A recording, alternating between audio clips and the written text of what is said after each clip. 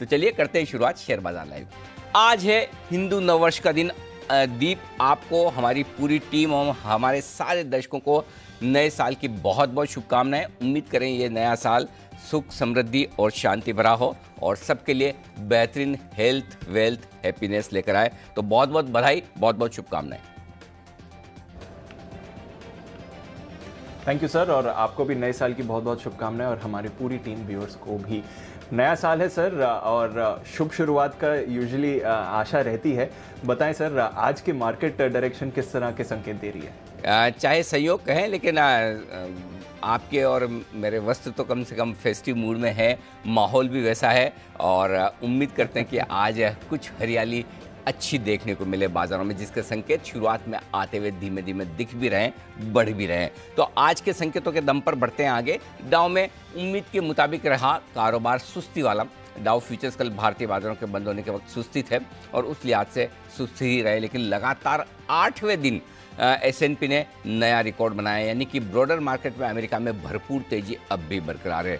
TCS के नतीजे हल्के से मुनाफे के फ्रंट पर देखेंगे तो अनुमान से कमज़ोर हैं, लेकिन मैनेजमेंट की कमेंट्री अभी भी मजबूत है। तो कह सकते हैं कि कमोबेश TCS ने कहीं कोई निराश नहीं किया है। बहुत बड़ा तेजी वाला ट्रिगर नहीं तो कमजोरी का भी नहीं। IIP ग्रोथ फिर से घटी है लगातार दूसरे महीने और महंगाई दर रिटेल वाली जो है वो बढ़कर 5.5% तक पहुंचती हुई दिखी है। कोरोना के नए मामले 1,60,000 के आसपास आते हुए दिखे।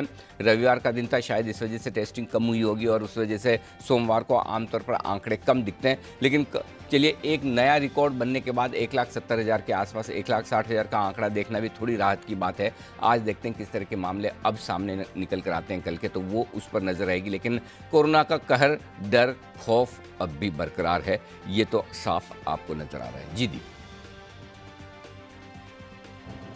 बिल्कुल सर, कोरोना का खौफ तो है ही और इसका हमने कल बाजार में रिएक्शन भी आते हुए देखा था। एक बार सर थोड़ा रिविजिट करना चाहूँगा कुछ की टॉकिंग पॉइंट्स। हमने जो बाजार के बुल के सिनेरियो टॉप के बारे में बात करी थी, उसमें आपने क्लियरली कहा था कि 15,500 के करीब से थोड़ा करेक्शन बाजार में आ सकता है। 5 से 15% का करेक्शन तो आप लगा ही सकते हैं। उस हिसाब से देखें तो सर सिर्फ 8% का ही करेक्शन अभी तक हुआ है।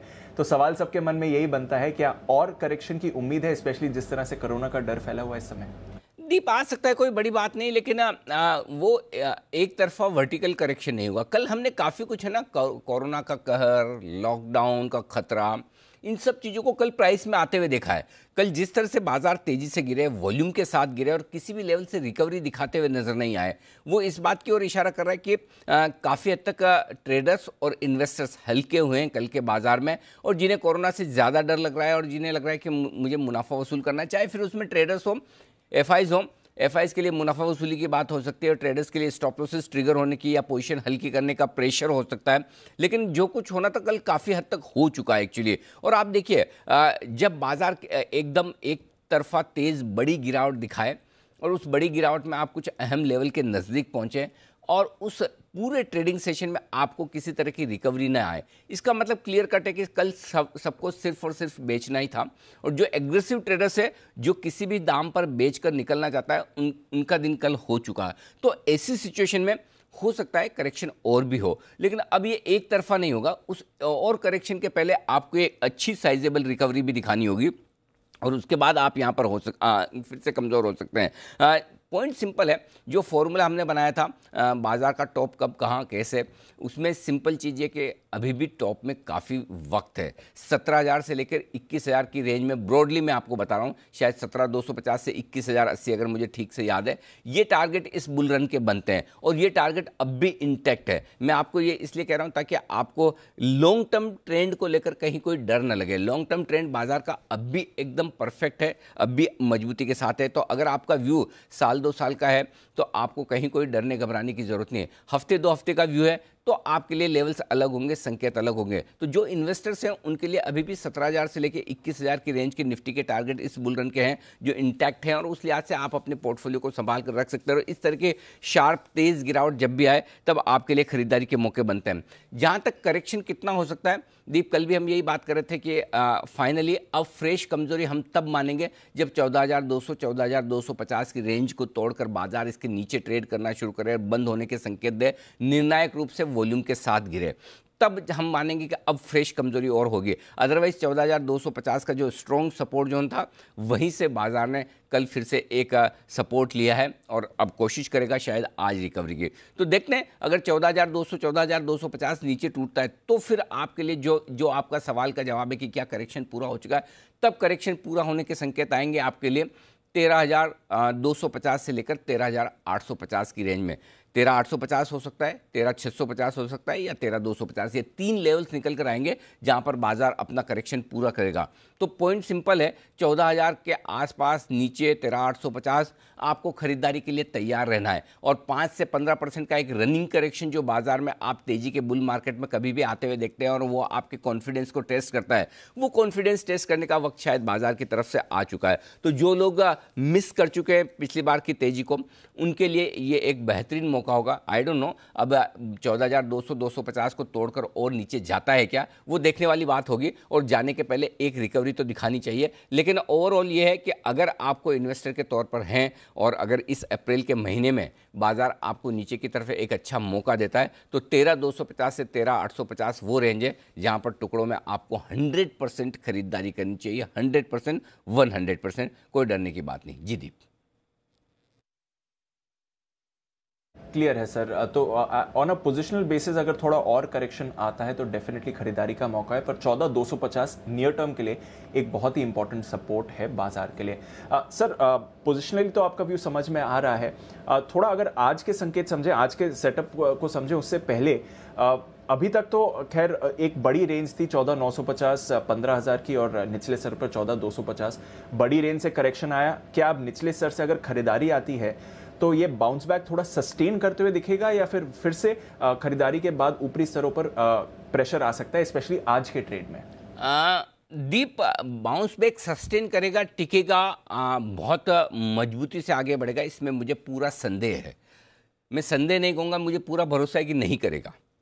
क्योंकि देखिए जिस तेज गिरावट के साथ पहला बाउंस आपको मिलेगा तो उस पहले बाउंस में तो बेचा जाएगा, इसमें कोई डाउट नहीं। और उन ट्रेडर्स की तरफ से बेचा जाएगा जो फंसे हुए हैं। और वो बेचने के लिए सबसे बढ़िया रेंज जो निकल कर आती है दीप, वो है 14,500 से 575। ये रेंज अगर मिलती है, यानी कि यहाँ से 200 से 350 पॉइंट का, आई डोंट नो उस वहाँ तक जाएगा नहीं जाएगा, लेकिन अगर गया तो वहाँ पर 100% आप जो फंसे हुए ट्रेडर्स हैं, और मैं कहूँगा भी कि वहाँ वो करना भी चाहिए। क्योंकि आप बाउंस बैक के बाद अगर वापस से निफ्टी को 14,800 900 की तरफ जाना है तो वो एक तरफा चाल होगी भी नहीं। और आपको 14,250 पर ही एक बार करेक्शन पूरा करके वापस मार्केट ट्रेडिंग रेंज के लोअर एंड से ऊपर जाने की कोशिश कर सकते हैं। इसका जवाब आपको एक तरफा ट्रेड में मिलेगा नहीं। तो जो फंसे हुए ट्रेडर्स हैं उनके लिए एक मौका बनेगा अगर वहां तक बाजार रिकवरी देता है। तो मेरा बहुत साफ मानना है इस रिकवरी में आपको, अगर बहुत स्मार्ट हैं और आप फास्ट ट्रेड करना जानते हैं, डेफिनेटली रिकवरी में लॉन्ग पोजीशन में स्ट्रिक्ट स्टॉप लॉस के साथ ट्रेड कर सकते हैं। अदरवाइज अगर आपके पास कोई स्टॉक ऐसा है या आपके पास इंडेक्स की पोजीशन फंसी पड़ी है और आप गैप डाउन ओपनिंग कल होने की वजह से और उसके बाद लगातार गिरने की वजह से नहीं निकल पाए, और नहीं निकलने के बावजूद आप अपनी पोजीशन को बचा पाए और लॉस में नहीं कटाए, तो फिर आपके लिए गोल्डन चांस है कि आपको ऊपर निकलने का मौका मिल रहा है। और वो मौका इस वजह से मिलेगा, इसके लिए एक सबसे बढ़िया आंकड़ा जो दीप है आज जिसका विस्तार से हम आगे चर्चा करेंगे, वो है ओवरसोल्ड पुट कॉल रेशियो और एफआईएस की तेज घटती। दो कारण है मेरे पास में जिसकी वजह से मैं कह रहा हूं कि एक रिकवरी बनेगी। और ये रिकवरी जो बनेगी, इस रिकवरी में 14,500 14,575 का वो टारगेट होना चाहिए जहां पर आप निकलने की कोशिश करें। अब अगर मंदी का मार्केट है तो फिर आपको रिकवरी वहां तक भी नहीं मिलेगी, उससे पहले ही रिकवरी फिजल आउट हो जाएगी 14,450 के आसपास ही, और वहीं से आप गिर जाएंगे और तब आपसे 14,250 मैनेज नहीं हो पाएगा। लेकिन एक बार 14,500 575 आपने टेस्ट किया तो हो सकता है फिर आप 14,200 14,250 को मैनेज कर पाएँ, उसके नीचे न जाएं। तो देखते हैं, बेहतर ये है। और कल वैसे भी छुट्टी का दिन है, परसों वायदा कारोबार की हफ्ते की एक्सपायरी है। ढेर सारे ट्रिगर्स लोकल लेवल पर भी हैं, कोरोना और एफआईएस के आंकड़े, ग्लोबल लेवल पर भी अब तक तो मार्केट मजबूत है, देखते हैं आगे क्या होता है। तो इन सारे ट्रिगर्स के बीच में बेहतर यही होगा दीप के हर एक दिन को एक नए ट्रेडिंग सेशन के तौर पर नए लेवल्स के साथ में अपने डिसिप्लिन के साथ देखें ट्रेडर्स के तौर पर। और जहाँ तक इन्वेस्टर्स का सवाल है, उनके लिए कोई खास चिंता की बात नहीं, उनके लिए तो इस तरह का गोल्डन चांस आ रहा है। जो बढ़िया स्टॉक्स आप हमेशा लेना चाहते थे और ये कोरोना की वजह से आपको जो एक बढ़िया मौका मिल रहा है और अच्छी रेंज में मिल जाए, तो वहाँ पर खरीदारी करनी चाहिए। जी दीप। बिल्कुल, तो इन्वेस्टर्स को तो इस बाजार का पूरा फायदा उठाना चाहिए, अच्छे स्टॉक्स लोअर लेवल्स पर खरीदें। और रोज अनिल जी भी आपको बढ़िया फंडामेंटल स्टॉक्स भी बताते हैं जो आप इन्वेस्ट कर सकते हैं। साथ ही सिड की एसआईपी भी आज आपको मिलेगी, और एसपीएल मिड कैप्स में तो हमारे एक्सपर्ट्स आपको दमदार रिकमेंडेशंस देते ही हैं। तो इन्वेस्टर्स के लिए तो अच्छा बाजार है सर, पर आज का ट्रेड सेटअप समझना चाहेंगे। फिर आज के संकेत कैसे देखें? लगता है सिंगापुर वाले भी आपको सुन रहे हैं, एसजीएक्स निफ्टी थोड़ा रिकवर होते हुए दिख रहा है सर। होना चाहिए दीप।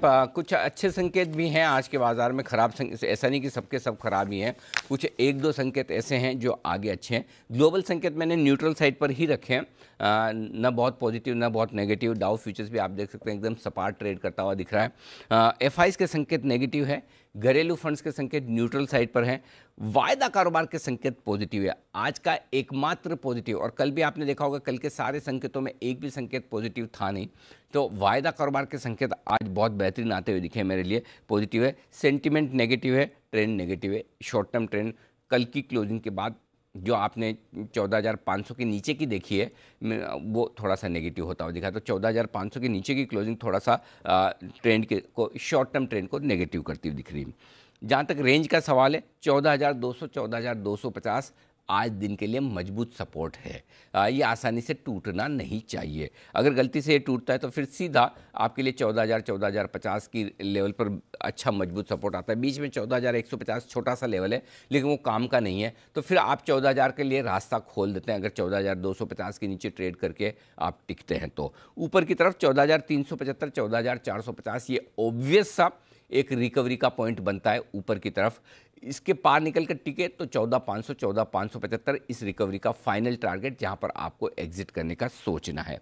बैंक निफ्टी का जहां तक सवाल है 30,350 30,550 दिन के लिए सपोर्ट जोन है, और नीचे की तरफ 30,050 30,250 तक की जगह बैंक निफ्टी में खुलती है, वहाँ तक जाने की कोशिश हो सकती है। वैसे तो जो सही लेवल है वो 29,875 का है, लेकिन गैप से खुलने के बाद हो सकता है हम उस लेवल को, उस रेंज को होल्ड करने की कोशिश करें।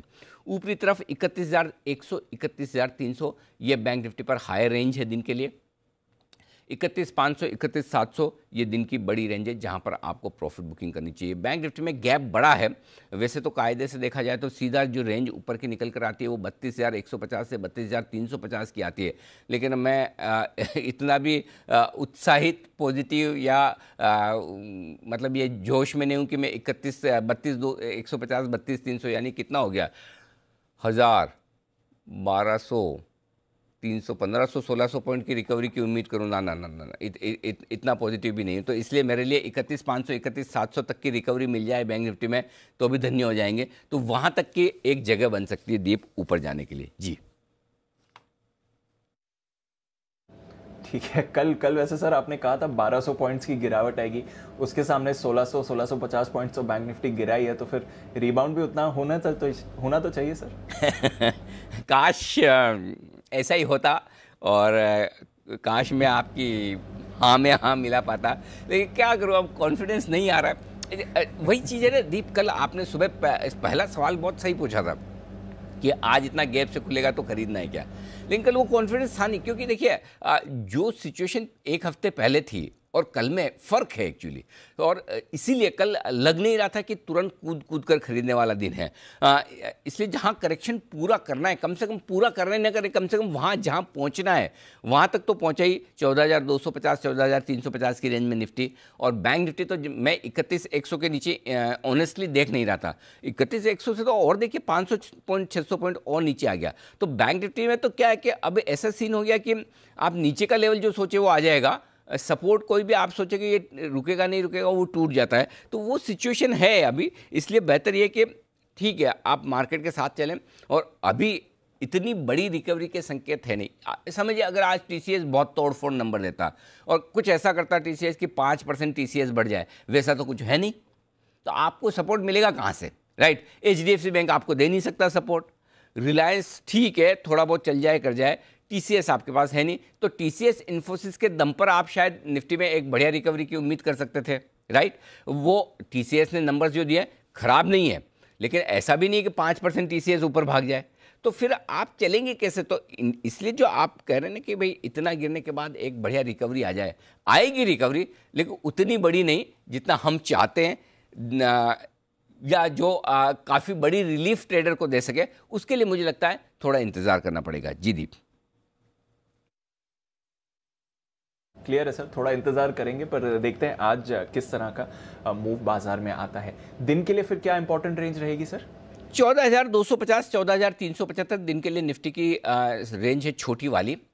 14,200 14,450 दिन की मीडियम रेंज है। और नीचे फिर मैंने सीधा 14,050 लिया, बीच में एक 14,150 के आसपास आती है, छोड़ दिया मैंने, कहा कि फिर जाने दो, सीधा 14,050 14,500 दिन की बड़ी रेंज लेकर चलें निफ्टी पर। बैंक निफ्टी पर कल का जो लो था उसके आसपास पहला ले 30,500 550 के आसपास की पहली रेंज बनती है, तो नीचे की तरफ 30,500 550 30,500 ले लीजिए, ऊपर 31,100 30,250 31,300 और 30,050 31,500, ये आपके लिए बड़ी रेंज बैंक निफ्टी की आज के लिए। 700-800 पॉइंट नीचे, 700-800 पॉइंट ऊपर, ये रेंज मान कर चलें। अब आइए, जो दो बड़े पॉजिटिव पॉइंट है दीप, वो मैं आपके सामने रख दूं। पहला बड़ा पॉजिटिव पॉइंट है एफआईज की घटती हुई खरीदारी की position. Index long position FIIs ने घटाकर 58 से 50% कर दी। आमतौर पर 50% के नीचे बहुत कम एफआई जाते हैं। पिछले साल 3 सीरीज में ऐसा हुआ जहां एफआईज ने 40-42% तक की नीचे की लॉन्ग पोजीशन घटाई है, एक्सट्रीम खराब सिचुएशन में। 2 बार तो जो वो फरवरी मार्च की सीरीज थी, और एक बार शायद जुलाई उलाई में किया है। तो अब एफआई जिन लेवल्स पर आ गए हैं वहाँ से और ज़्यादा बेचेंगे इसकी संभावना कम है। एक आध दो दिन बेच दे, लेकिन अब एफआईज हल्के हो चुके हैं। एक पॉइंट। दूसरा पॉइंट, जनरली मैं लिखता नहीं और बात कम करता हूँ, लेकिन एक पॉइंट और डेटा मैं रोज ही देखता हूँ कि एफआईज की इंडेक्स में नेट लॉन्ग और नेट शॉर्ट पोजीशन क्या है। ये ग्रोस लॉन्ग पोजीशन है 58% उनके पास लॉन्ग है, लेकिन नेट लॉन्ग और नेट शॉर्ट क्या है, बहुत कम ऐसा होता है, बहुत कम, नहीं के बराबर दीप। और ये जो मैं डेटा दे रहा हूँ इसको बहुत गौर से सुनिएगा, ये बहुत काम के डेटा है। बहुत कम ऐसा होता है कि एफआईज की नेट लॉन्ग और नेट शॉर्ट पोजीशन लगभग बराबर हो। अल्टीमेटली देखिए, एफआईज आते क्यों हिंदुस्तान में? पैसा लगाने के लिए। इंडेक्स में पैसा लगाकर आप स्टॉक्स में पैसा लगाकर पैसा कमाएंगे। इंडेक्स शॉर्ट करके या हेज करके आप पैसा नहीं कमाते हैं। इंडेक्स शॉर्ट करके, हेज करके आप अगर कोई पॉसिबल डाउनसाइड है तो उसको आप, उस पर नुकसान कम हो उसकी कोशिश करते हैं। अगर इंडेक्स में नेट लॉन्ग पोजीशन एफआईज की घटकर 25% के आसपास आ गई, जो कि काफ़ी कम है, और इंडेक्स में नेट शॉर्ट पोजीशन बढ़कर 25% आ गए, तो इस वक्त एफआईज एकदम बैलेंस्ड है नेट लॉन्ग और नेट शॉर्ट पर 25% पर। यह आमतौर पर कम देखने को मिलता है। इसका मतलब क्लियर कट है कि आप नेट लॉन्ग और नेट शॉर्ट बराबर लेकर चल रहे हो, तो भाई फिर आप करना क्या चाहते हो? करेक्ट। इसका मतलब यह कि आप अगर पैसा लगाएंगे नहीं तो पैसा कमाएंगे कैसे? करेक्ट। तो ये ओवर हेजिंग, ओवर कॉशियसनेस, या फिर जरूरत से ज़्यादा आपकी शॉर्ट पोजीशन बन गई। अब इसका मतलब क्लियर कट है, आज या फिर परसों में से, कल की छुट्टी है, आपको लोअर लेवल से एक शॉर्ट कवरिंग रैली दिख सकती है। और एफआईज वर्स्ट के सिनेरियो में जनरली 40-42% तक जाते हैं। एक आध दिन और कोई शार्प फॉल मिल जाए तो मिल जाए, चांस कम है नहीं के बराबर। ये दो डेटा मुझे ऐसे बता रहे हैं। पहला, एफआईज की इंडेक्स में लॉन्ग पोजीशन घटकर 50% के आसपास आ जाना, जो मुझे इस बात की ओर इशारा कर रहा है कि एफआईज अब बेचने से अपना एक आध दिन में हाथ रोकेंगे। अब ये एग्जैक्ट कहना मुश्किल है कि वो आज का आज ही, उनको जो बेचना था कल बेच दिया, आज से बंद, या आज और बेचेंगे कल से बंद, या कल और एक्सपायरी तक बेचेंगे फिर परसों से बंद। एक आध दिन का आपको उतना जजमेंटल कॉल लेना होता है। बट ये है कि यहाँ से बड़ी बिकवाली नहीं आएगी, पहला पॉइंट। दूसरा पॉइंट एक और है इसमें, और वो ये कि बिकवाली में एक, आप अगर कुछ भी स्टॉक बेच कर जाते हैं, वो आप डॉलर में कन्वर्ट करते हैं, 72 रुपये के डॉलर पे आपने कन्वर्ट किया, और वही डॉलर अब आपको 75 रुपये में कन्वर्ट करना पड़ रहा है। तो आप बेचकर भी 3% 4% का नुकसान तो आप वहीं कर रहे हैं, 4% तो आपके करेंसी में चले गए। तो डॉलर टर्म्स में आपका रिटर्न 4% अपने आप कम हो गया। पिछले हफ्ते भर में जो हमारा रुपया गिरा है 72 से 75 के आसपास आ गया, 72 साढ़े 72 से, तो इनके 3-4% तो ऐसे ही उड़ गए। तो आपके लिए बेचना अब 4% इधर गया और 7% 8% आपका इंडेक्स में चला गया, या स्टॉक्स में उससे भी ज़्यादा चला गया, तो फिर आप सोचेंगे भाई ऐसा थोड़ी कोई ख़राब मार्केट है, मंदी शुरू हो गई कि वापस ऊपर ही नहीं आएगा तो आज ही सब बेचना है। तो ये दूसरा कारण है एफआईज बेचने से हाथ रोकेंगे।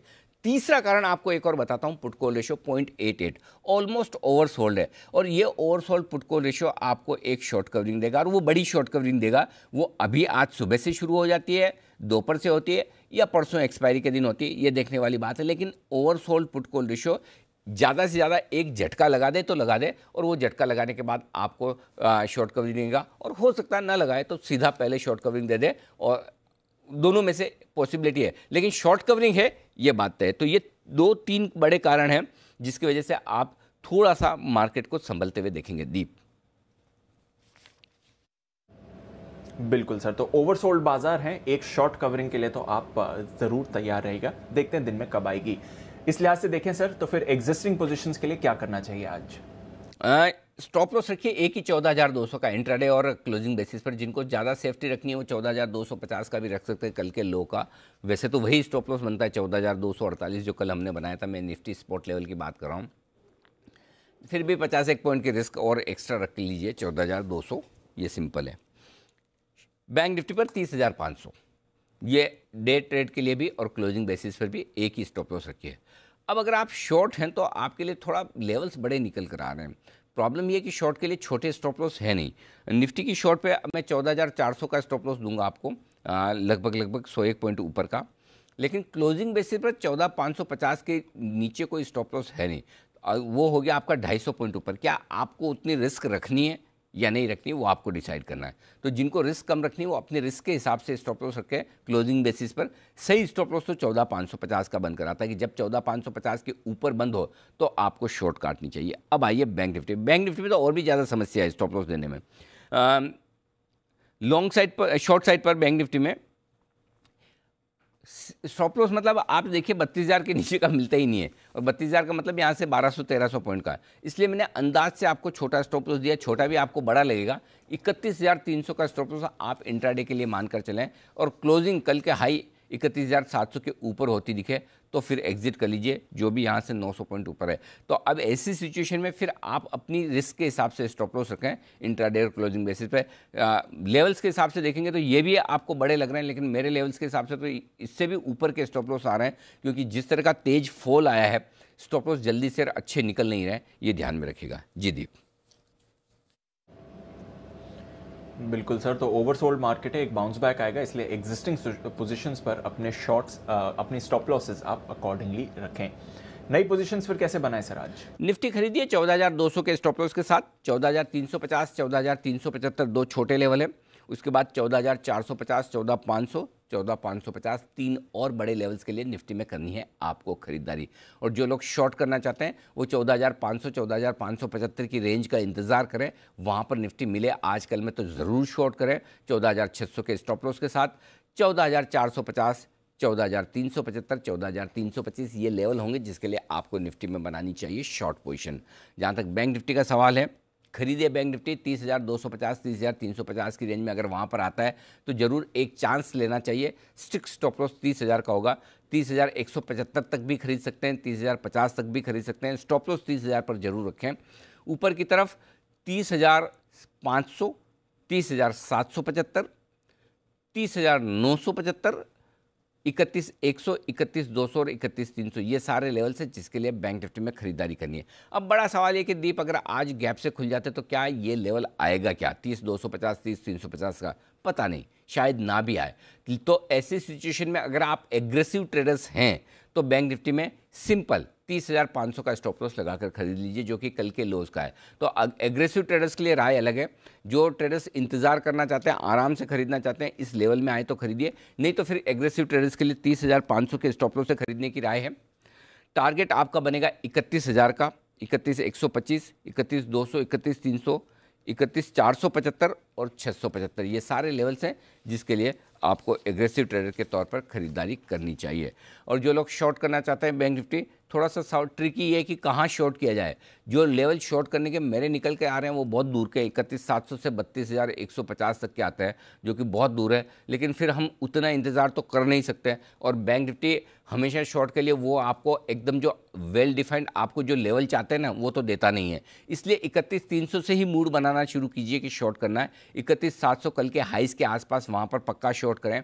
32,000 का स्टॉप लॉस रख लें। देखिए रेंज भी शॉर्ट करने की बड़ी आएगी, स्टॉप लॉस भी दूर के आएंगे। आपकी ताकत है इतनी रिस्क की तो ही करिए, नहीं तो मत करिएगा, क्योंकि ये लेवल और रेंज जो निकल कर आ रहे हैं वो आ रहे हैं। इसलिए मेरे हाथ में नहीं कि मैं अपनी मर्जी से कुछ दे दूं। इसलिए अगर आप समझिए आपने 31,300 पे शॉर्ट किया और स्टॉप लॉस 32,000 पे आ रहा है, 700 पॉइंट दूर, आपकी ताकत है क्या? नहीं है ना, तो छोड़ दो, सिंपल है। नहीं किया क्या फ़र्क पड़ता है, जब लेवल रेंज प्रॉपर हो जाने दें तब करें। लेकिन रुक के करना है तो 31,700 पे आप शॉर्ट करते हैं तब भी 300 पॉइंट का स्टॉप लॉस छोटा नहीं होता 32,000 का। तो स्टॉप लॉसेस बहुत दूर के हैं बैंक निफ्टी में, ये ध्यान में रखिएगा। टारगेट आपका जो बनेगा वो बनेगा 31,200 का। 31,300 का पहला टारगेट हटा दीजिए, क्योंकि हम 31,300 की रेंज में ही बेच रहे हैं। तो 31,200, 31,125, 31,025, 30,800 ये होंगे टारगेट जिसके लिए आपको करनी है बैंक निफ्टी में बिकवाली। जी दीप, तो बैंक निफ्टी में दीप एक ही चीज़ कहूँगा, लेवल्स बहुत बड़े बड़े हैं और दूर दूर के हैं, तो अपनी रिस्क को ध्यान में रखते हुए ही ट्रेड लें। जी बिल्कुल सर, तो बैंक निफ्टी में बड़े और दूर के लेवल्स निकल कर आ रहे हैं, रिस्क के हिसाब से ही पोजीशन लेना जरूरी है। वायदा कारोबार बैन सर कोई बदलाव नहीं, सेल कल ऑफ कोर्स बाजार की गिरावट के साथ यहाँ पर भी काफी तेज गिरावट थी, पर अभी भी बैन में बना हुआ है। फंड्स का डेटा समझाएं सर, क्योंकि एफआईज ने तो दम कर स्टॉक्स में बिकवाली करी है, पर इंडेक्स फ्यूचर्स की बिकवाली का फिगर सर उतना हाई नहीं दिखा जितना शायद आप कल की बिकवाली से एक्सपेक्ट करें। हाँ, जिस तरह से मार्केट गिरे दीप के, अगर आप 500 पॉइंट निफ्टी पर गिर रहे हैं, 1700 पॉइंट बैंक निफ्टी पर गिर रहे हैं, उस हिसाब से तो उतने बुरे आंकड़े नहीं है। 1745 करोड़ की बिकवाली कैश में है और लगभग इतनी 1740 करोड़ की बिकवाली इंडेक्स फ्यूचर्स में है। स्टॉक फ्यूचर्स 400 करोड़ के बेचे, तो इसमें तो कोई डाउट नहीं कि शॉर्ट पोजीशन बनाई है एफआईज ने दम लगाकर, लेकिन फिर भी ठीक है, बिकवाली के आंकड़े हैं। घरेलू फंड की जितनी ताकत है 233 करोड़ की। अब क्या है, अब एक्चुअली हमें ना उम्मीद छोड़ ही देनी चाहिए घरेलू फंड से कि ये कभी बड़ा सपोर्ट देंगे। एक ज़माना था जब आकर खरीदते थे, और इसमें दोष इनका फंड का नहीं है, दोष हम सब लोगों का ही है। अगर फंड के पास पैसे होंगे तो खरीदेंगे। बड़े लंबे समय बाद तो पिछले महीने थोड़ा सा फंड में नेट इक्विटी में इन्फ्लो दिखा 6-7 महीने के बाद में। तो इक्विटी में अगर हमारे लोकल इन्वेस्टर्स पैसा डालेंगे म्यूचुअल फंड में तो म्यूचुअल फंड खरीद पाएंगे, नहीं तो वो भी कहाँ से खरीदेंगे, घर से थोड़ी खरीदेंगे। तो सीधी सी बात है, इस हिसाब से आप घरेलू फंड से ज़्यादा उम्मीद रखिए भी मत कि वो खरीदेंगे। पॉइंट सिंपल है, एफआईज की बिकवाली के आंकड़े तो हैं ही, अब आंकड़े बहुत बड़े नहीं है तो थोड़ी रिकवरी आ जाए। रिकवरी में कौन सा एफआईज बड़ा खरीद लेंगे, अभी एकदम से खरीदने वाले नहीं है। और जो डेटा मैं आपको कह रहा था कि एफआईज के नेट इंडेक्स लॉन्ग इतने कम हो गए हैं, ये सब हो गए, इसका मतलब ये नहीं कि वो तुरंत आकर बहुत बड़ा खरीद लेंगे। इसका मतलब ये कि बेचने से हाथ रोकेंगे, किसी भी लेवल पर नहीं बेचेंगे, तो वो एक कंफर्ट है। और अगर एफआईज बेचना रोक भी दे तब भी मार्केट एक बार वो बाउंस तो कर ही सकता है ना। वो स्प्रिंग है, दबाया इतना जोर से, थोड़ा छोड़ोगे तो हल्की सी तो स्प्रिंग जंप करेगी, वैसे ही वाला हाल है। तो वो चीज़ हो सकती है, तो डेटा से ये समझना है पहली चीज़। अब आइए वायदा कारोबार के डेटा की तरफ। 1.29 से पुट कॉल रेशियो 0.88 पर आया, लगभग आप समझ लीजिए कितना, 40 बेसिस पॉइंट आपका पुट कॉल रेशियो एक दिन में गिर गया। 25% पोजीशन आपकी हल्की कल के कल ही हो गई, ये आपका पुट कॉल रेशियो बता रहा है।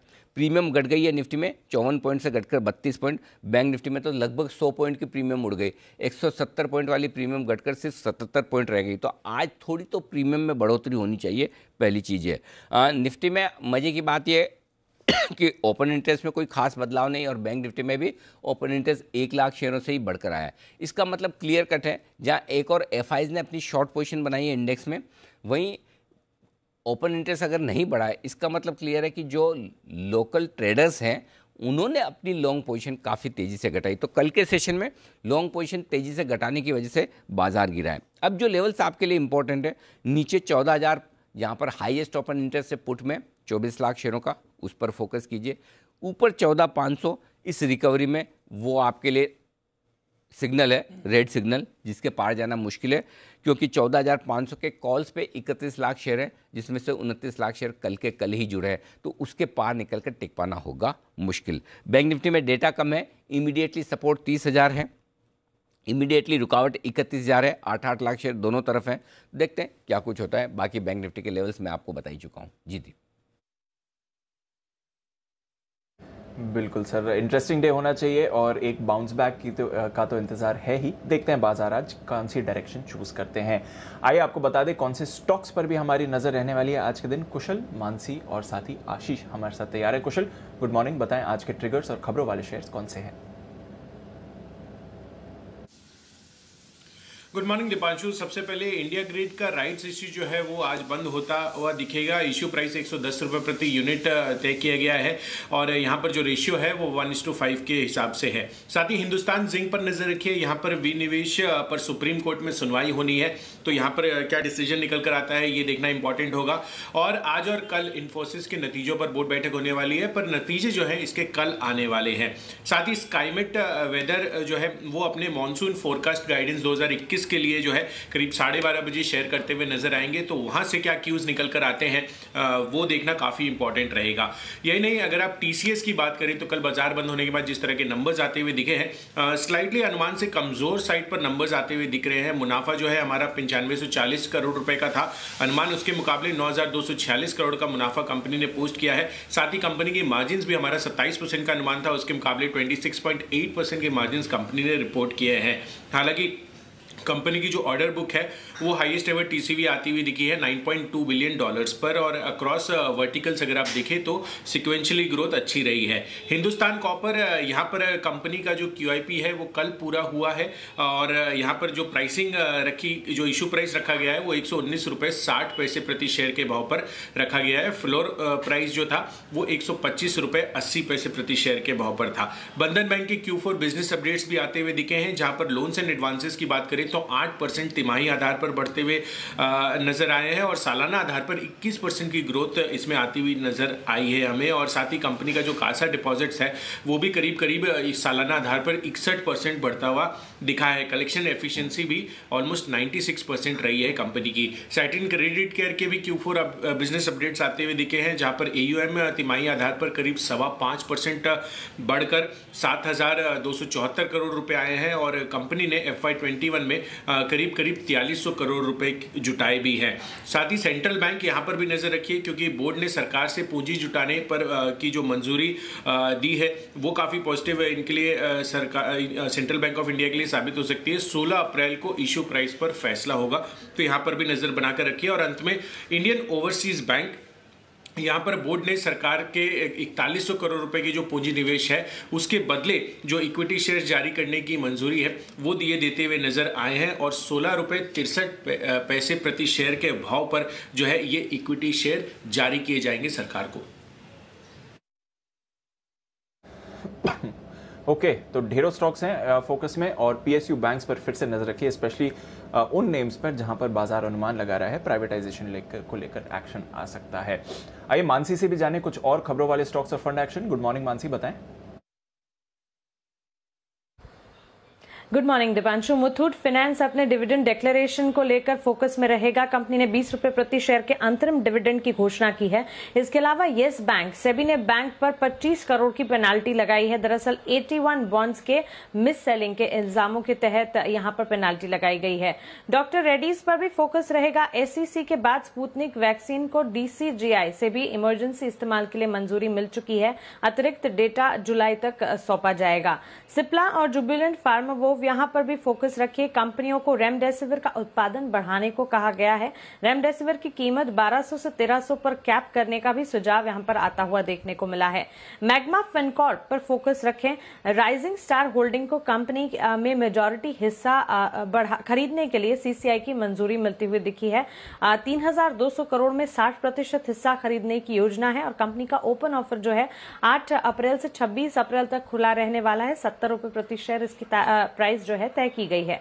L&T फाइनेंस लिमिटेड का अपनी कई सब्सिडरी के साथ विलय होने जा रहा है। L&T infrastructure finance company limited, L&T housing finance limited और L&T फाइनेंस का विलय होता हुआ दिखेगा, तो इसके चलते L&T फाइनेंस लिमिटेड पर फोकस होना चाहिए। Indian Hotels promoter Tata Sons की कंपनी हिस्सा बढ़ाने की योजना कर रही है। मौजूदा 38% हिस्सेदारी जो है इसे बढ़ाकर 45% करने की इनकी योजना है। 1000 से 1500 करोड़ के निवेश की भी योजना यहाँ पर लगाई जा रही है। ONGC कल शाम KG बेसिन में 2 मिलियन स्टैंडर्ड क्यूबिक मीटर प्रतिदिन की बिक्री के लिए बोलियां मंगवाई गई और $6.6 पर MMBTU के न्यूनतम दाम पर यह बोलियां मंगवाई गई। एक ब्लॉक डील है। स्ट्राइड्स फार्मा में HDFC म्यूचुअल फंड ने 7 लाख शेयर 850 प्रति शेयर के दाम पर बेचे हैं।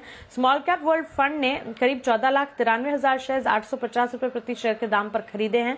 वहीं करीब 5,96,000 शेयर 849 रुपए और 99 पैसे प्रति शेयर के दाम पर खरीदे गए हैं, तो इसके चलते स्ट्राइड्स फार्मा फोकस में रहेगा।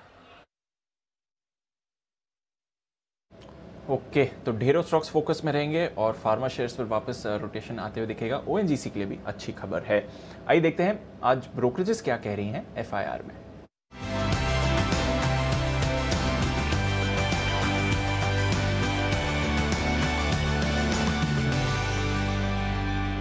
गुड मॉर्निंग आशीष, बताएं आज की रिपोर्ट्स क्या कह रही हैं।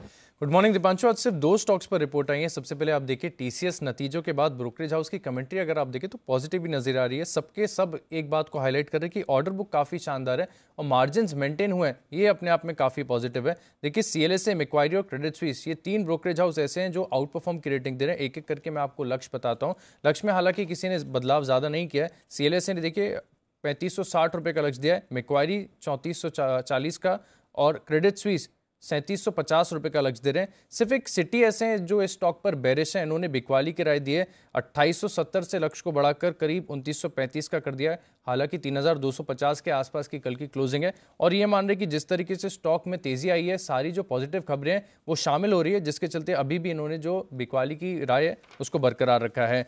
एक और स्टॉक है जो कल काफी फोकस में था, डॉक्टर रेड्डीज। यहाँ पर भी देखिए स्पुतनिक वी वैक्सीन को जो अप्रूवल मिला है, इसके बाद ब्रोकरेज हाउस की रिपोर्ट आई है। मॉर्गन स्टैनली ने इक्वल वेट की रेटिंग दी है 4893 रुपए के लक्ष्य के लिए और जेपी मॉर्गन न्यूट्रल की राय दे रहे हैं 4850 रुपए के लक्ष्य के लिए। इन दोनों ब्रोकरेज हाउस का मानना है कि आगे कैसा डेवलपमेंट होता है, बिक्री कैसे होती है। अप्रूवल तो मिल गया, अपने आप में पॉजिटिव है और इससे शॉर्ट टर्म में एक बाउंस भी देखने को मिलेगा, लेकिन आगे की बिक्री के ट्रेंड को एक क्लोजली वॉच कर रहे हैं। सिटी खरीदारी के राय को बरकरार रखें, करीब 5400 रुपए का लक्ष्य दिया, सबसे ज्यादा लक्ष्य दिया है। लेकिन इनकी कमेंट्री अगर आप देखें तो थोड़ी सी कॉशियस है। ये मान रहे कि 25 करोड़ जो डोज है इसका इस्तेमाल कैसे होता है, इस पर फोकस रखना होगा। यहाँ पर एफिशिएंसी कैसी होती है और अगर प्राइसिंग को लेकर कोई कैप आता है तो जो अपसाइड है वो सीमित नजर आएगी। लेकिन सबसे ज्यादा लक्ष्य दिया है 5400 रुपए का, तो इन 2 स्टॉक्स पर फोकस रखना है। ओके, सिर्फ 2 ही स्टॉक पर आई है आज ब्रोकरेज रिपोर्ट्स और जाहिर सी बात है कि अब नतीजों का सीजन जोरों पर है, तो जहां नतीजे आएंगे और जहां खबरें आएंगी वहीं पर अपडेट्स आएंगे। और शायद डॉक्टर में भी टारगेट्स मेरे ख्याल से अब रिवाइज करने के लिए थोड़ा सा इंतजार कर रहे हैं कि रिजल्ट देख लें उसके बाद। बिल्कुल अनिल जी। चलिए, तो टीसीएस में जो सबसे बेहतरीन लक्ष्य आया है वो है 3750 का क्रेडिट स्विस की तरफ से। आइए बढ़ते आगे, वक्त है पिक ऑफ द डे का। हमारे सारे एक्सपर्ट्स हैं हमारे साथ तैयार।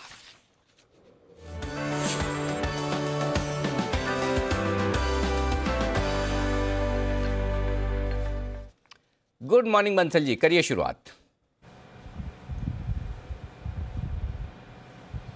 गुड मॉर्निंग अनिल जी। अनिल जी, पहले तो आपको, सारे जी बिजनेस की पूरी टीम को, पैनलिस्ट को, व्यूअर्स को हिंदू नववर्ष, गुड़ी पड़वा, नवरात्रों की हार्दिक शुभकामनाएं और ये पर्व सभी के जीवन में हर्ष और उल्लास लेके आए।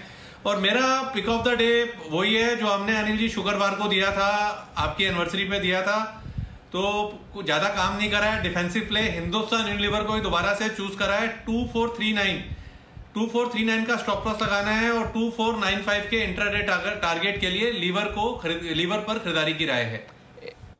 HUL ये है आपके लिए खरीदारी करने की राय। 2462 यहाँ पर बंद हुआ है, 2439 का स्टॉप लॉस लगाना है, 2495 का टारगेट HUL में खरीदारी करने की राय बंसल जी की तरफ से।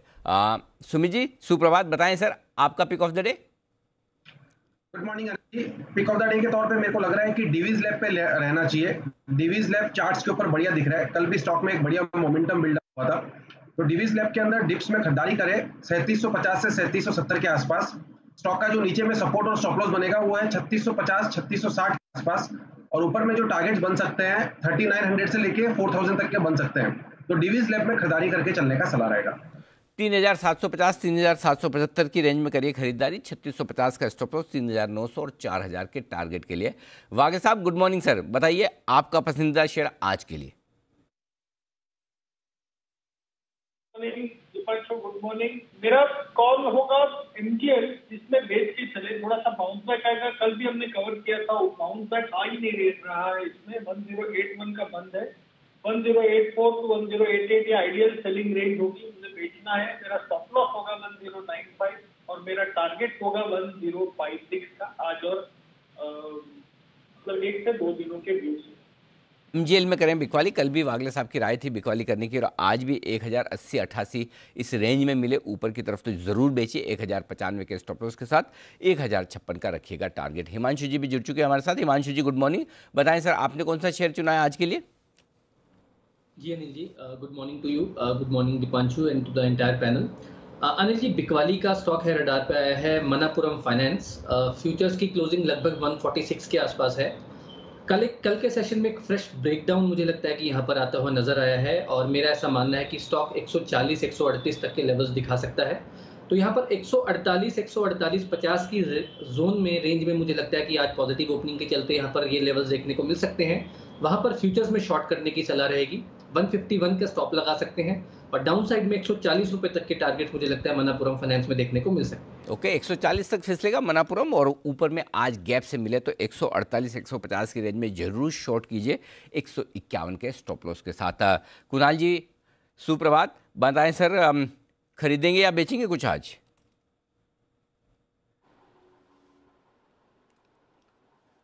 सुप्रभात अनिल जी, सुप्रभात दीपांशु। अनिल जी, सबसे पहले आपको, सभी दर्शकों को और पैनल के सभी सदस्यों को अनिल जी नववर्ष की शुभकामनाएं।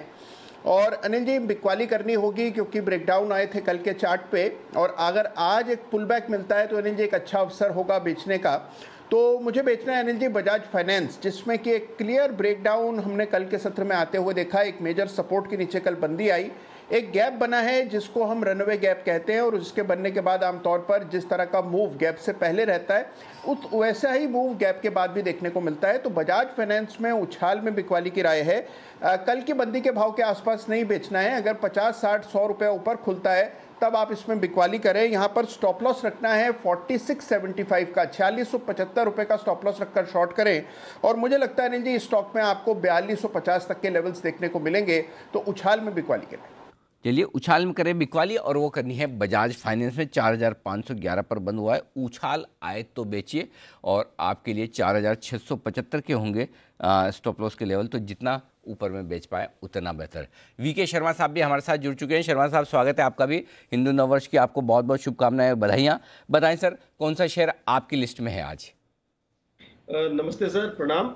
मैं सिर्फ एक बात कहना चाहूंगा कि ये जो प्रतिपदा है ये आनंद प्रतिपदा है और पिछला जो था उसका जो मीनिंग था वो केयरलेस था। तो ये आपके लिए बहुत ही मंगलमय हो, हम सभी के लिए, आपके दर्शकों के लिए और खासकर कैपिटल मार्केट्स के लिए। बहुत बहुत धन्यवाद। ये जो समय है ये उपयुक्त समय है अपने चाहते स्टॉक्स लेने का। जो वीकनेस है हम वेट करते रहते हैं कि वीकनेस हो तो हम लें। तो मैं ऑल्दो मैंने ट्रेडिंग कॉल तो दी है कि इन्फोसिस आप करंट भाव पे ले सकते हैं बिकॉज नेगेटिवनेस कल इसकी पूरी चली गई है, लेकिन फिर भी अगर ये गिरेगा तो मैं इसको दोनों हाथों से लूंगा। तो 2 या 3% नीचे अगर इन्फोसिस मिलता है तो बहुत अच्छा। मेरी कल की कॉल भी है कि आप इन्फोसिस अगर लेना चाहें तो आप एक दिन के लिए ट्रेडिंग के खुलते भाव पे भी ले सकते हैं। ओके, तो इन्फोसिस में खरीदारी करने की राय है शर्मा साहब की तरफ से आज के सेशन में। कल है अहम बोर्ड बैठक इन्फोसिस की जिसमें नतीजे तो आएंगे ही, साथ ही बायबैक पर विचार भी किया जाएगा। अब आपके दिमाग में यही बड़ा सवाल आ रहा होगा कि बायबैक होगा तो कितना और आएगा तो किस प्राइस पर। तो जी बिजनेस की टीम ने की है पूरी मेहनत, रिसर्च हमारी टीम कल से कर रही है और अब आज हम आपको थोड़ी देर में बताएंगे कि इन्फोसिस में कितना बड़ा बायबैक होगा, किस प्राइस पर होगा। कैलकुलेशन पूरी बैलेंस शीट को खंगाल कर, इन्फोसिस के कैश लेवल्स को देखकर, इक्विटी की साइज को देखकर, पुराने इतिहास को देखकर हमारी टीम ने तैयार किया है, जो थोड़ी देर में हम आपके सामने रखेंगे। इन्फोसिस में कितना बायबैक हो सकता है, इस बायबैक की साइज क्या होगी, इस बायबैक की प्राइस क्या होगी और आपको क्या करना है। वैसे आपको क्या करना है वो तो शर्मा साहब ऑलरेडी बता चुके कि आपको खरीदना है, ध्यान खरीदने की तरफ बनाए रखें। आइए, कई सारे स्टॉक्स और ऐसे हैं जहां पर एक्शन दिखेगा भरपूर, उन्हीं पर किया जाए फोकस। बंसल जी, हिंदुस्तान जिंक, इसके चार्ट देखिए। जो विनिवेश को लेकर इनका मामला चल रहा है उसमें आज सुप्रीम कोर्ट में सुनवाई होने वाली है। ये पता नहीं कि रिजल्ट क्या आएगा आज या टाइम लगेगा, जो भी हो, लेकिन कल एक 5% के करेक्शन के साथ स्टॉक 294 पर आया है। खरीदना चाहिए क्या? यदि हाँ तो क्या लेवल्स अच्छे हैं, स्टॉप लॉस टारगेट क्या रखें?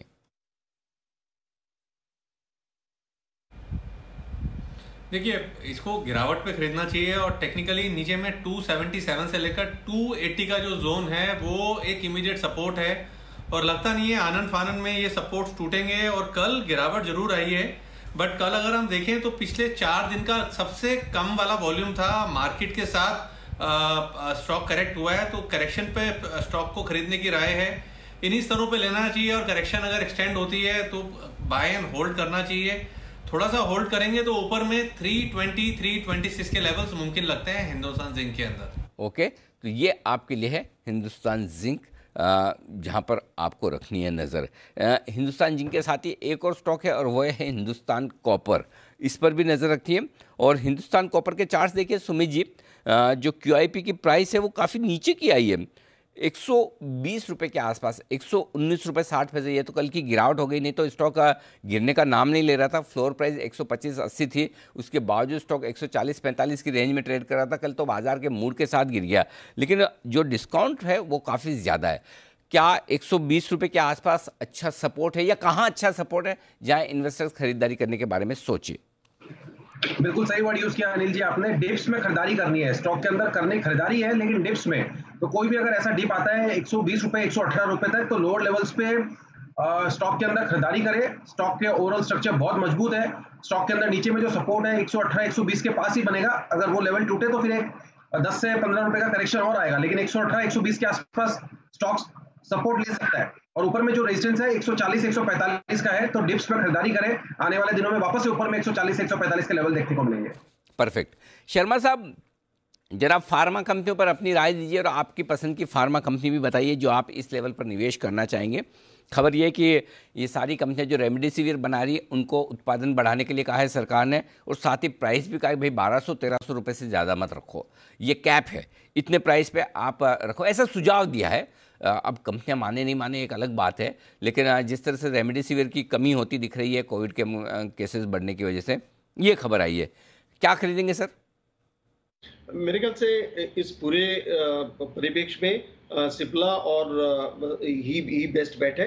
और ओवरऑल अगर आपको ये देखना हो कि इस माहौल के अंदर कौन सा स्टॉक लिया जा सकता है, तो मैं समझता हूँ कि हमारे जो ओवरऑल जो इंडियन परिप्रेक्ष्य में अच्छी कंपनी है जो डोमेस्टिक अच्छा कर सकती है, वो है एल्केम, जो कल मैंने फंडामेंटल में भी आपके स्टॉक में प्रोग्राम में बताया है। तो अगर मेरे को बड़े स्टॉक लेना होगा तो मैं सिप्ला लेना चाहूँगा। परफेक्ट है, बड़े स्टॉक्स लेने हैं तो सिप्ला लेना ज़्यादा बेहतर होगा। कुणाल जी, मैग्मा फिनकॉर्प, इसके चार्ट देखिए। यहाँ जो आदर पूनावाला साहब है, उनकी कंपनी राइजिंग स्टार होल्डिंग, जो इस कंपनी में मेजोरिटी हिस्सा खरीदना चाहती थी, आपको पता होगा 60% हिस्सा खरीदने के लिए उन्होंने योजना बनाई थी। 70 रुपये प्रति शेयर के दाम पे 8 से 26 अप्रैल ओपन ऑफर ये खुला हुआ भी है। भाव है 111 का, तो जाहिर सी बात है ओपन ऑफर में तो इन्हें कुछ मिलेगा नहीं, लेकिन हाँ एक अच्छी खबर ये आई कि CCI ने इसकी मंजूरी दे दी है। इसके चार्ट देखिए, इसे कहाँ खरीदना चाहिए? अरे जी देखिए, चार्ट में कुछ तब्दीली आते हुए दिख रही है। स्टॉक पे हमने एक तरफा तेज़ी देखी थी जब ये खबरें आने लगी थी, और उसके बाद स्टॉक ने लगभग 140 रुपये का हाई बनाया, और अब इस चार्ट पर एक पैटर्न बन रहा है अनिल जी, जिसको हेड एंड शोल्डर्स पैटर्न कहते हैं। तो मैं थोड़ा सावधान रहने के लिए राय दूंगा।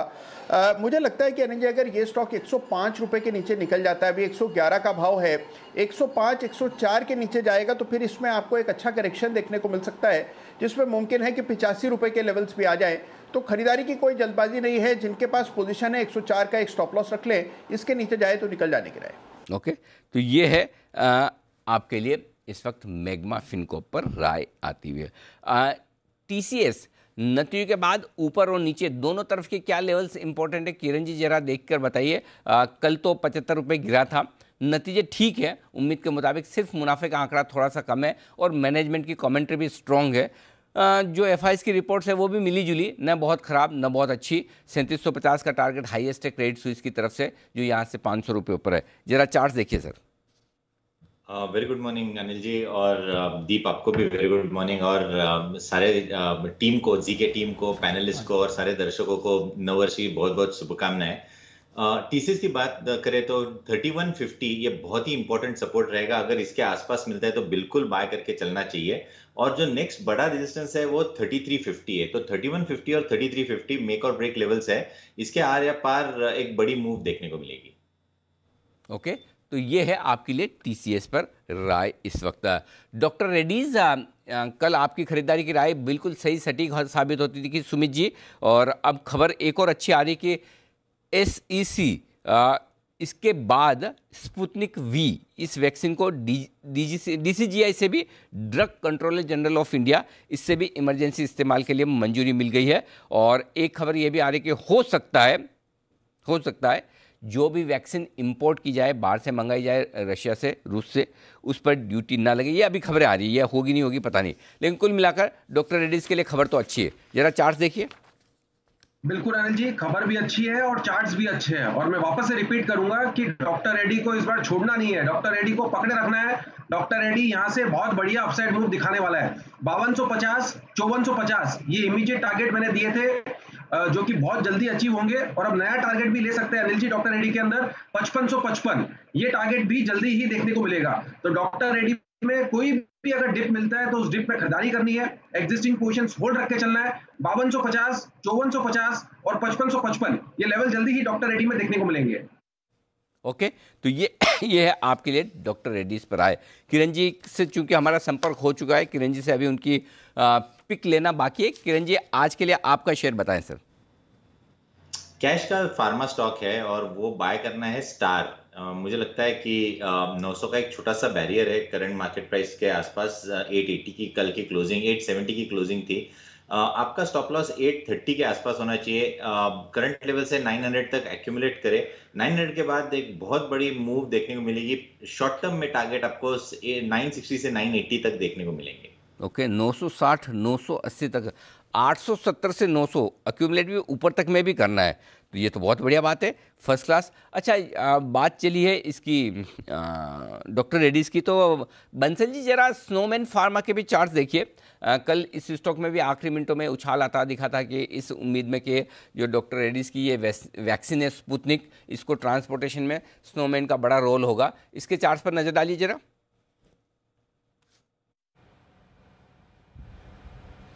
देखिए अनिल जी, चार्ट्स पे ऐसा कुछ पॉजिटिव नहीं है। बस एक ही चीज है कि 45 रुपीज एक अहम सपोर्ट है। 45 रुपीज एक अहम सपोर्ट है। आखिरी में बाइंग आई थी बट ऊपरी लेवल पे सस्टेन नहीं करा। और ऊपर में अगर हम देखें तो 50 रुपीज एक रेजिस्टेंस है। तो 50 रुपीज के लेवल एक बार क्रॉस हो, कल के हाइस के ऊपर स्टॉक निकले, तब एक मोमेंटम शायद देखने को मिलेगा। ओके, तो ये आपके लिए स्नोमैन पर राय आती हुई इस वक्त। और स्टॉक्स जहां पर एक्शन है उसमें से एक है L&T फाइनेंस। वागले साहब, L&T फाइनेंस के चार्ट जरा देखिए। कई सारी सब्सिडरी कंपनियां हैं इनकी जिनका एक साथ वो अपने में विलय करने जा रहे हैं। स्टॉक कल बाजार के मूड माहौल के साथ अच्छा खासा करेक्ट हुआ। कहीं अच्छा सपोर्ट है जहां पर खरीदारी करने के बारे में सोचे इन्वेस्टर्स? अनिल जी, 83, 84 का एक सपोर्ट है। मतलब आप 80 और 84 का लेवल पकड़ के चलिए, जो मुझे लगता है बॉटम बनना चाहिए। वहां से अच्छा खासा बाउंस बैक आना चाहिए और वो बाउंस बैक 95 टू 98 तक हो सकता है। तो 80 टू 100 ये ब्रॉडली रेंज होगी अगले कुछ हफ्तों के लिए। ओके, तो ये है आपके लिए राय स्नोमैन पर। आइए एक और स्टॉक है, हिमांशु जी इस पर राय दीजिए आप, और वो है बंधन बैंक। जो इनके चौथी तिमाही के आंकड़े आए दमदार हैं। तिमाही दर तिमाही लोन 8% बढ़े हैं और तिमाही दर तिमाही डिपॉजिट बढ़ी है 10%। तो मजबूत आंकड़े, अच्छे आंकड़े पेश किए। क्या रिकवरी बन सकती है? एक साइडवेज कंसोलिडेशन के बाद कल के सेशन में यहाँ पर एक वीकनेस देखने को मिली है। स्टॉक ने अभी तक जो एक रेंज होल्ड किया हुआ था लगभग 330 के लेवल का, उसके नीचे यहाँ पर फिसला है। लेकिन फिर भी मैं एक्सपेक्ट करता हूं कि अगर स्टॉक यहां पर 310, 315 रुपए के जोन में एक सपोर्ट, जो अगला सपोर्ट है, उस लेवल को होल्ड करता है, तो हो सकता है अनिल जी यहां पर एक रिकवरी बनते हुए नजर आए। लेकिन जो मोमेंटम है मुझे लगता है उसको वो बनने के लिए यहाँ पर स्टॉक जरूरी है कि वापस से 340, 342 के ऊपर निकले। तो फिलहाल अनिल जी मुझे लगता है कि यहाँ पर थोड़ा सा भी वेट किया जा सकता है, शायद थोड़ी सी अभी कंसोलिडेशन और देखने को मिले।